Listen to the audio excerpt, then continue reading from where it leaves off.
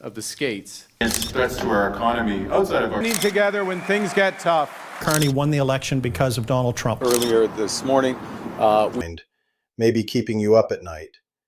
Is that money gone? Did you just quietly lose thousands of dollars because a form stayed in a drawer? Or because nobody ever told you that you had to ask? Cette entente avec le gouvernement de Terre-Neuve. Hey Doug, you mentioned that all options are on the table regarding leverage with the... Today I'm going to answer that question directly, and the answer is going to surprise a lot of people. Because there is a rule inside the Canada Pension Plan that can drop up to 12 months of pension payments into your bank account in one single deposit. But there is a limit. There is a trade-off almost nobody explains. And there is one group of Canadians this rule does absolutely nothing for. Dévastateur.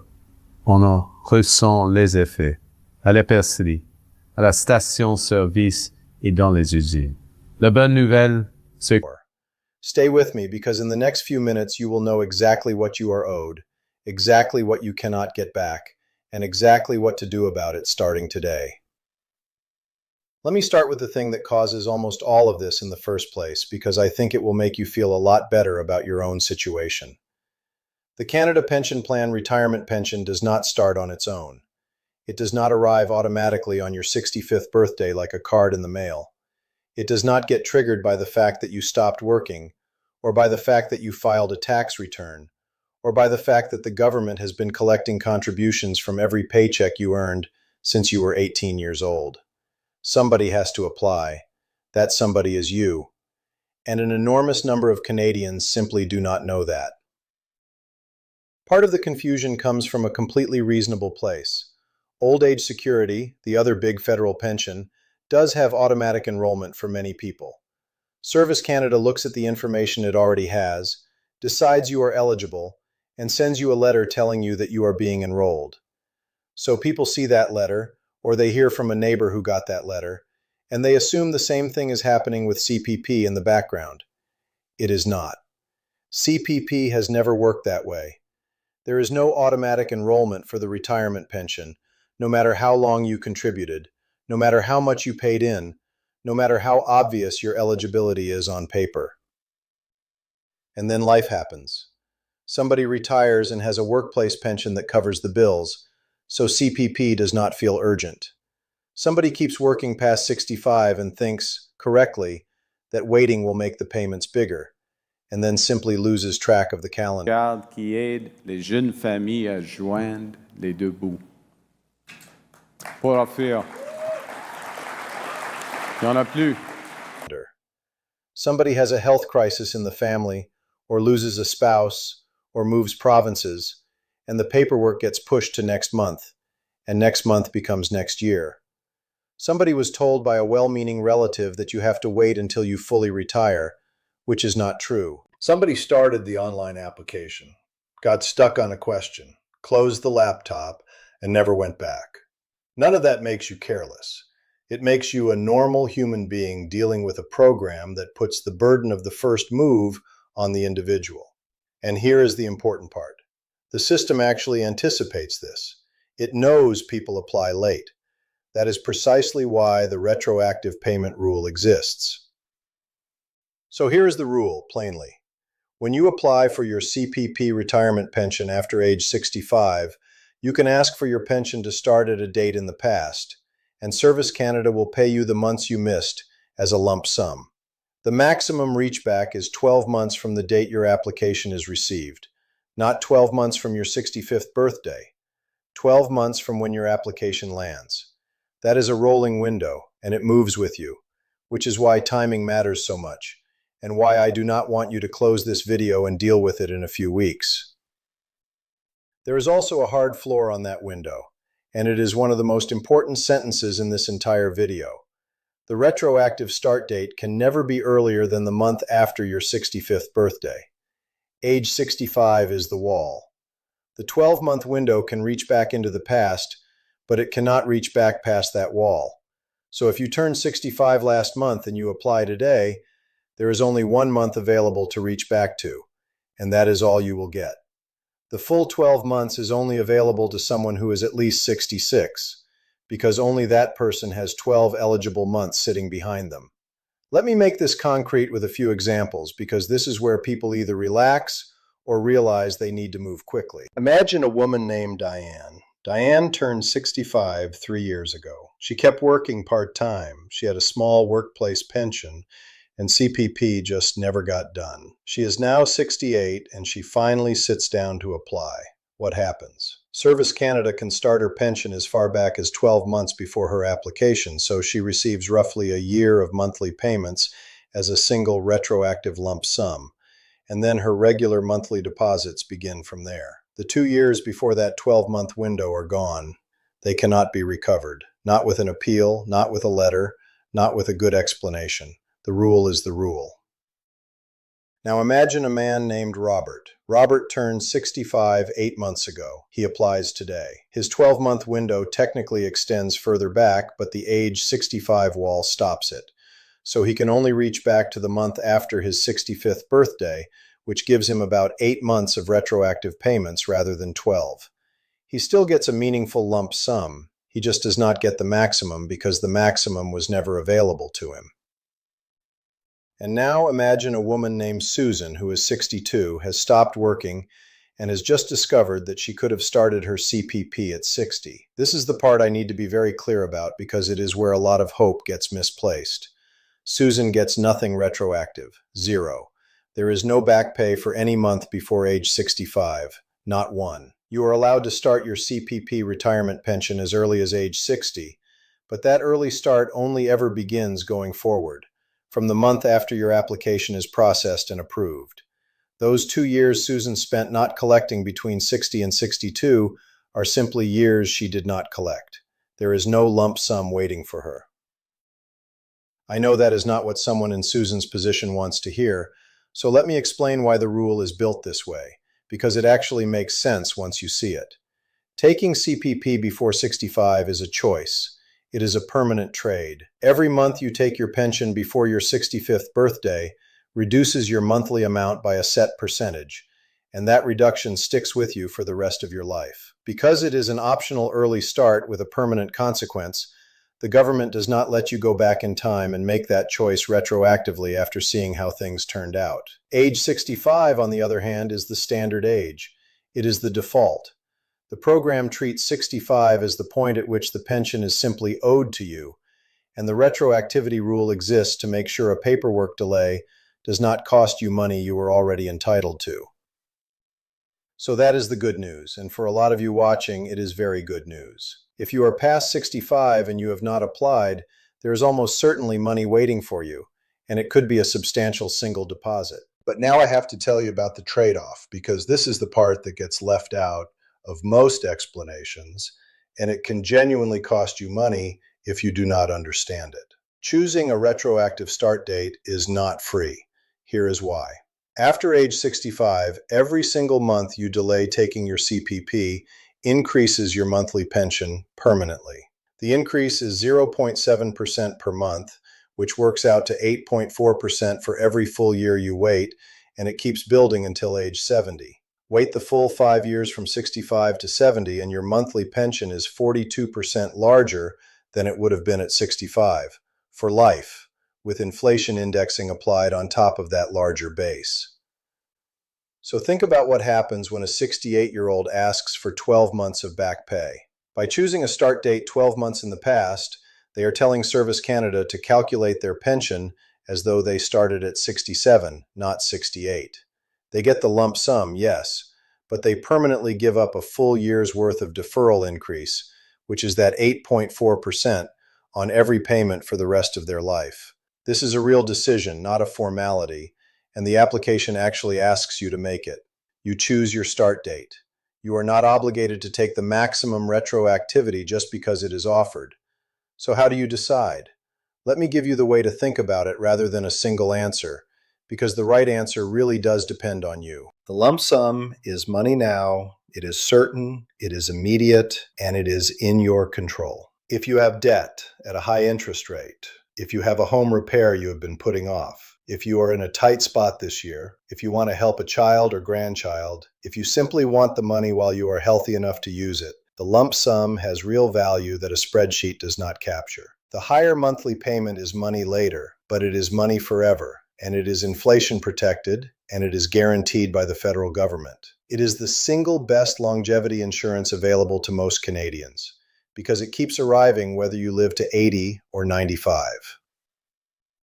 The rough way to compare them is to ask how long it takes the higher monthly payment to make up for the lump sum you turned down. Because the annual increase is about 8.4% of your pension, and the lump sum is about 12 months of your pension, the break-even point tends to land somewhere in the range of 11 or 12 years, before you account for taxes and investment returns. In other words, if you are 68 and you expect to live well into your 80s, declining the lump sum and taking the higher lifelong amount is often the mathematically stronger move.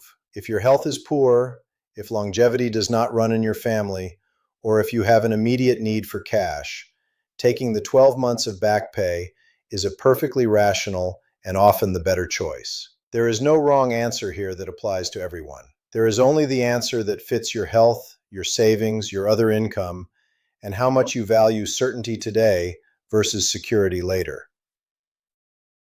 Now let me give you the warning that applies to a specific group, and if you are in this group, I need you to pay very close attention. If you are approaching age 70, or you are already past it, and you have not applied, the clock is working against you in a way it is not for anyone else. Here is why. The deferral increase stops at age 70. Once you hit 70, waiting longer does not grow your pension by a single dollar. It never has. So every month past 70 that you do not collect is a month of pension you are simply not receiving and will never be compensated for, except for that 12-month retroactive window.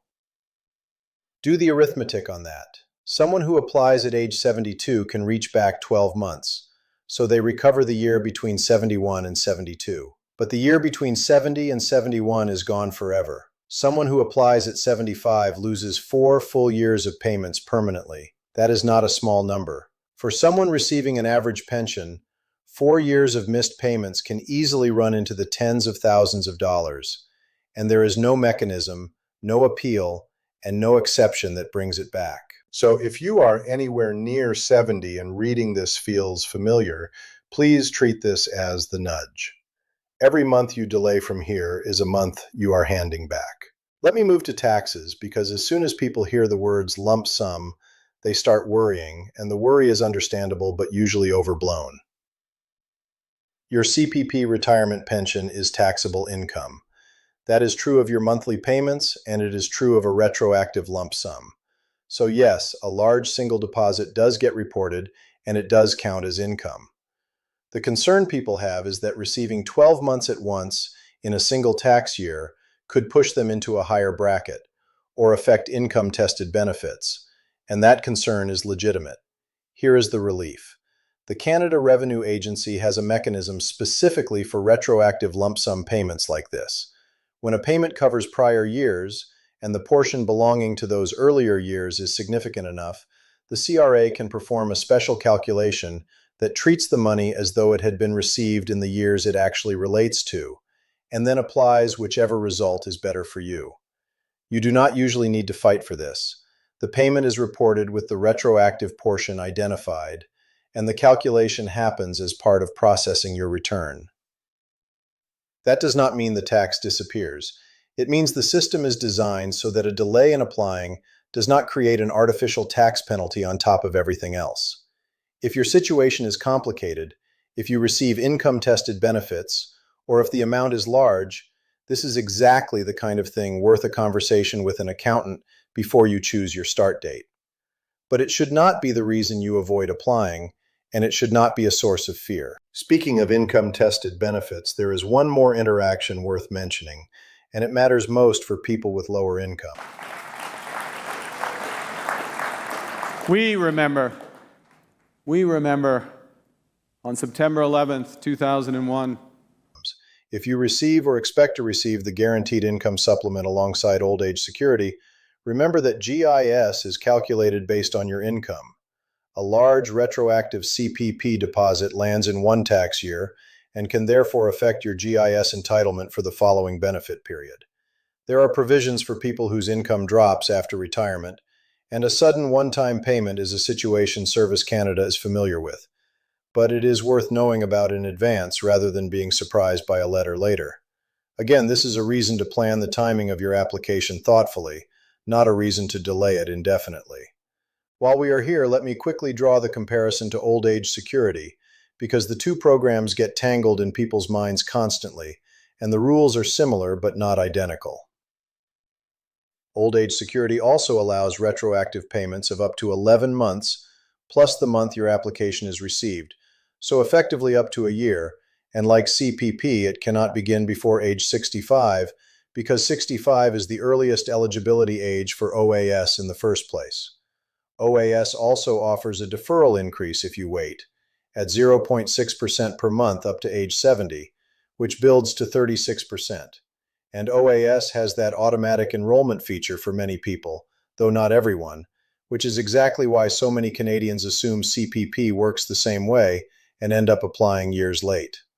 The practical takeaway is this: if you have been late on one, check the other. It is remarkably common for someone to discover they are owed retroactive payments on both programs at once, because the same life circumstances that delayed one delayed the other. So let me talk about what to actually do, because information without action does not put money in anyone's account. The fastest route is your My Service Canada account online. If you already have one, you can log in and apply directly, and the online application walks you through the choice of start date. If you do not have an account, you can register for one, and it is worth doing regardless, because it is also where you can see your contribution history, check your estimated pension, and update your direct deposit information. If online is not comfortable for you, there is a paper application for the Canada Pension Plan retirement pension. You can request it, complete it, and mail it in. It takes longer, and this is where I want to give you one piece of practical advice. Because the 12-month retroactive window is measured from the date your application is received, a slow mailing or an incomplete form can quietly shave a month or more off what you collect. Fill it out carefully, include everything requested, and if you are mailing it, do not let it sit on the kitchen counter for 2 weeks. When you apply, you will be asked when you want your pension to start. This is the moment where everything we have discussed comes together. You can select the earliest date the rules allow, which maximizes your lump sum. You can select the current month, which maximizes your ongoing monthly amount. Or you can select something in between. Think about it before you get to that screen, so you are making a decision rather than clicking whatever seems normal. Have your social insurance number ready, along with your banking information for direct deposit, and the details of your marital status and your spouse or common law partner if that applies, since it may be relevant to pension sharing or to survivor benefits down the road. Now let me clear up a handful of myths quickly, because these are the beliefs that keep people from applying. You do not have to be fully retired to receive your CPP retirement pension. You can be working full-time and collecting at the same time. That myth alone has cost Canadians an extraordinary amount of money. Applying late does not result in a penalty. There is no fine, no reduced rate, no black mark. The only consequence of applying late is the payments you missed beyond the 12-month window, and depending on your age, the delay may even have increased your monthly amount. There is no deadline that closes the door entirely.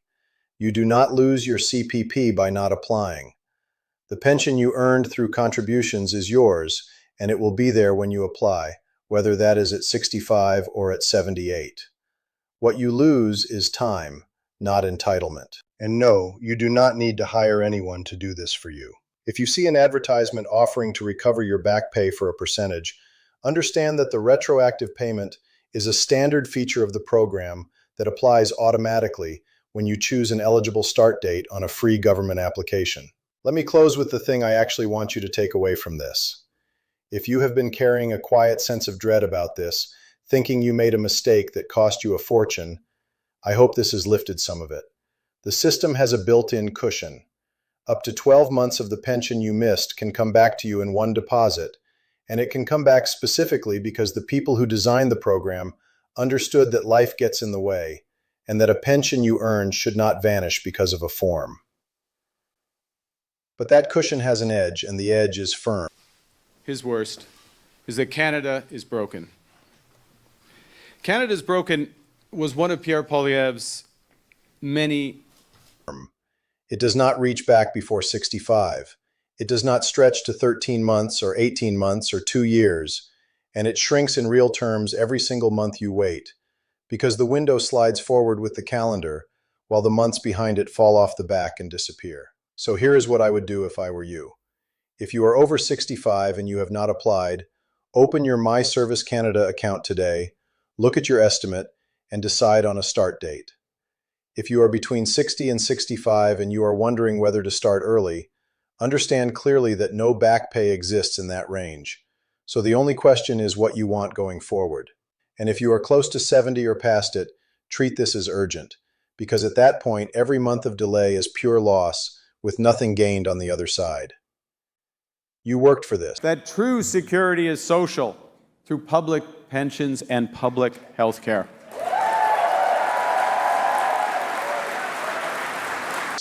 Every contribution on every paycheck across a working lifetime built the pension that is sitting there waiting for you.